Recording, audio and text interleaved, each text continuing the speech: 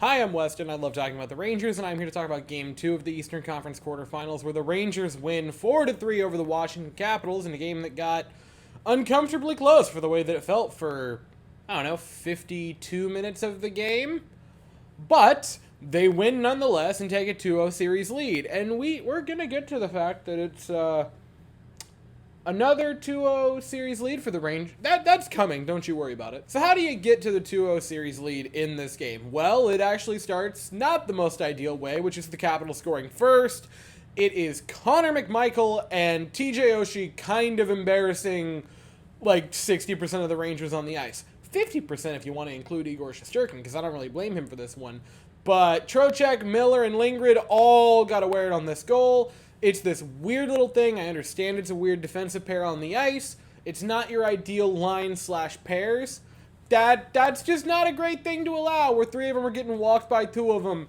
And McMichael finishes, scores. It's 1-0 Capitals, which isn't great, but the Rangers respond relatively quickly afterwards. A saucy little pass from Eric Gustafsson over to Vincent Trocheck. Disgusting tip-in. I thought this was one of the best games I've ever seen Vincent Trocheck play as a Ranger. And we talked about it a little bit last year, but really last year when we were in the playoffs, we were talking about, oh my gosh, they have another 2-0 lead. Wouldn't it be funny if, oh my god, they did it again? And we didn't get to appreciate Vincent Trocheck. He was brought in that offseason to be the player that you hated to play against when he was in Carolina in that series before you went on to blow the other 2-0 series lead. And I gotta specify, that one was against the Lightning. After a while, they start to run together. But in that Carolina Hurricane series, Vincent Trocheck was a little pain in the ass the entire time, and you went out in that offseason and got him because you went, I want that on my team instead. He had a goal and an assist in this game. He drew either one, I thought it might have been two penalties, but more than that, he was the gritty grinder along the boards and all the little puck battles behind the net and around the net. He was just so chippy and so annoying and had such a just, if you're a fan of his, hilarious grin on his face, and if you're playing against him, awful annoying grin. But I also happen to like the team that he plays for, so it was a really, really funny game from him. One of the best as a Ranger. He gets the Rangers on the board with the first goal. Then, with about 5 minutes left in the period, the Rangers on a power play, Vincent Trocheck sets up Mika Zibanejad, fires it home, a confident shot from Mika Zibanejad, and the Rangers take a 2-1 lead, exiting the first period. And the first period, again, you just feel really good. The Rangers, it's only a 1-goal lead, but they just felt in control.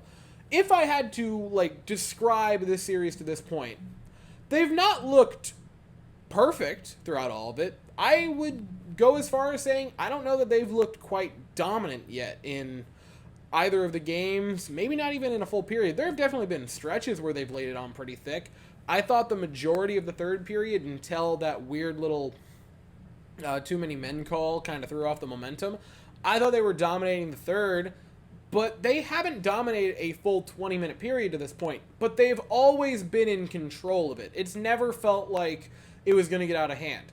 I wasn't even, after Tom Wilson would tie this game up late in the third period, I wasn't so much, or not tie it up, made it a 1-goal game. I wasn't so much concerned that the Rangers would lose the game. I was concerned that they would have to go to overtime, which you just don't want to do. And I say the Rangers felt in control in this game because juxtaposing the Rangers' goals and the Capitals' goals to this point in the season, not all of them, there have been some exceptions for the Rangers where they've been just rooting around the net. The Rangers' goals have felt like really solid, really good goals with a nice passing sequence or a beautiful shot. And the Capitals' goals are kind of frantic. And there's nothing wrong with that. Those are playoff-style goals. I've praised certain players on the Rangers for getting those type of goals. But the Rangers just, I don't want to say haven't had to stoop to the playoff-style level yet, because they have, but they just don't have to consistently. The Capitals are playing like their back is against the wall in Game 1 and Game 2, and the Rangers just feel like they're kind of just confidently pushing the puck forward and now have that 2-0 lead.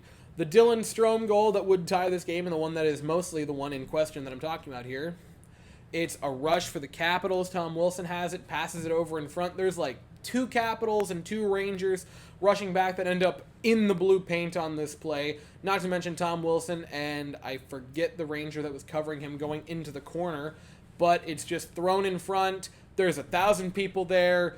What do you want Igor to do? He does virtually nothing. He tries to make a play on it, doesn't go. They tie it up, it's 2 apiece. But again, you just felt like, that's unfortunate. I didn't particularly feel like, oh no, I can feel the game slipping away. And then later on, a little over halfway through the period, the Rangers would retake that lead on the power play. Jack Roslovic, beautiful snipe, set up by Erik Gustafsson. Erik Gustafsson again, by the way, I thought he had a pretty darn nice game offensively. Defensively, he was there, but I thought he had a really good offensive game for Erik Gustafsson. Just got to throw that out there for him.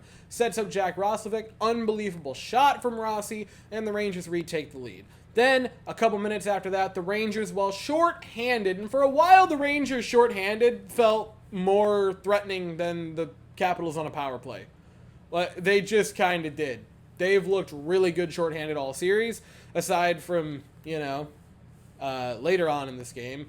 And you might say, Weston, they had a power play goal before that. Still, the Rangers' power play, or shorthanded, felt stronger than the Capitals' power play, even with their first power play goal. That was how bad it was.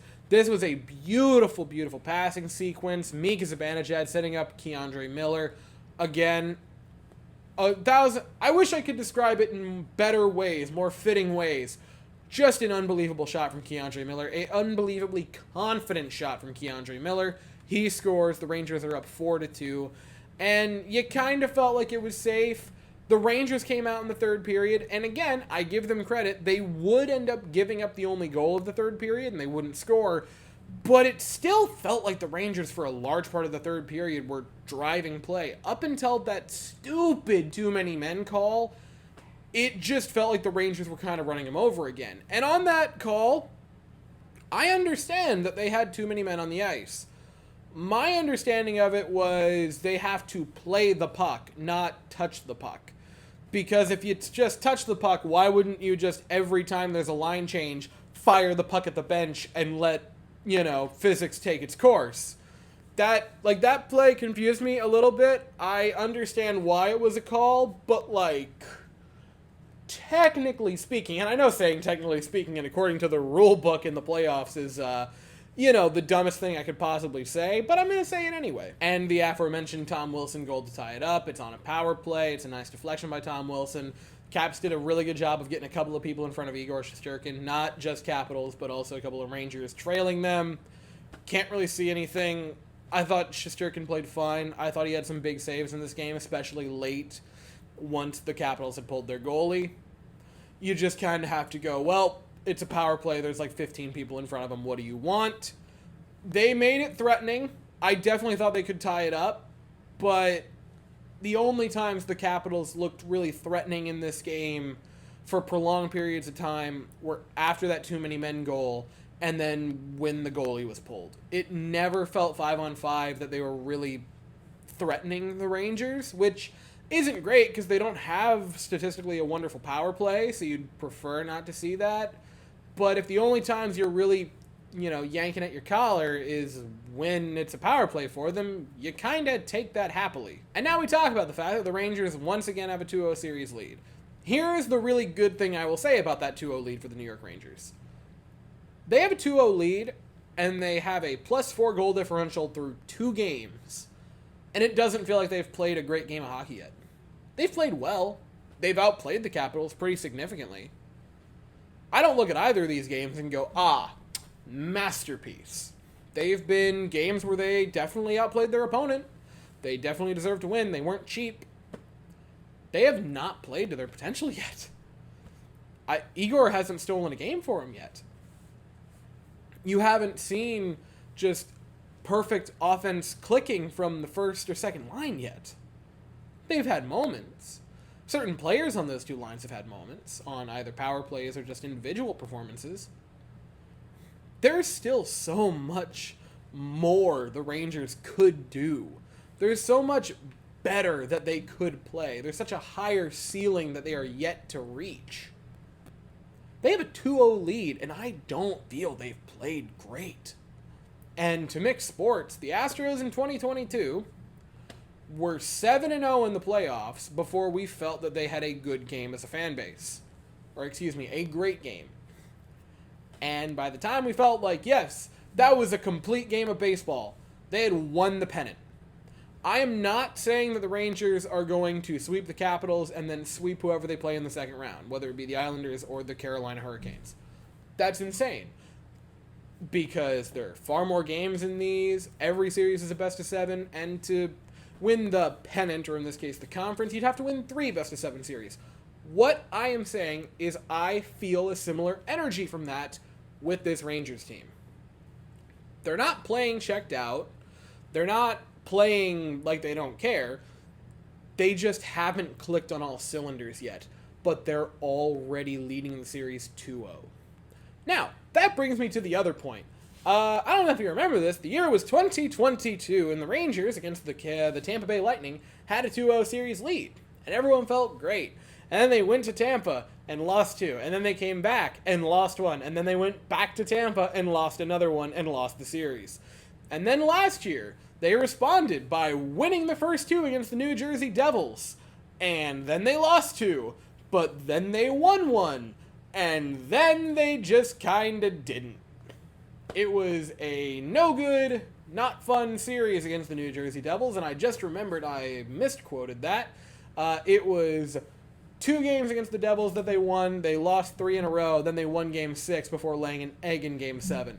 Pardon me on that one. Guess I almost fully suppressed it, but not quite.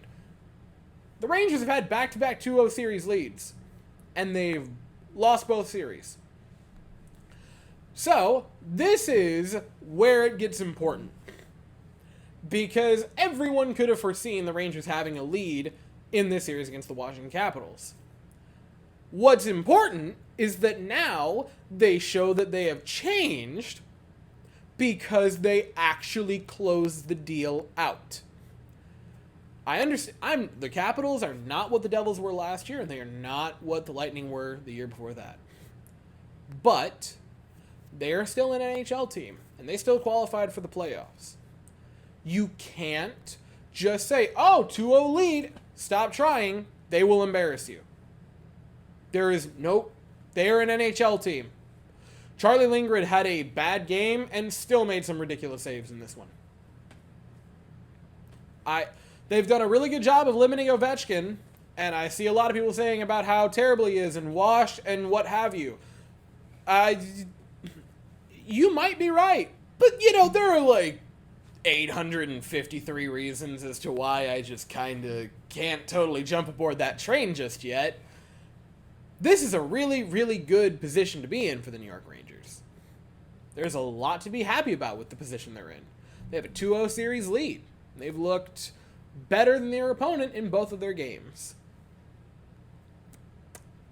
However, very recent history tells us that it ain't safe. And there's much to feel good about until they actually close it out.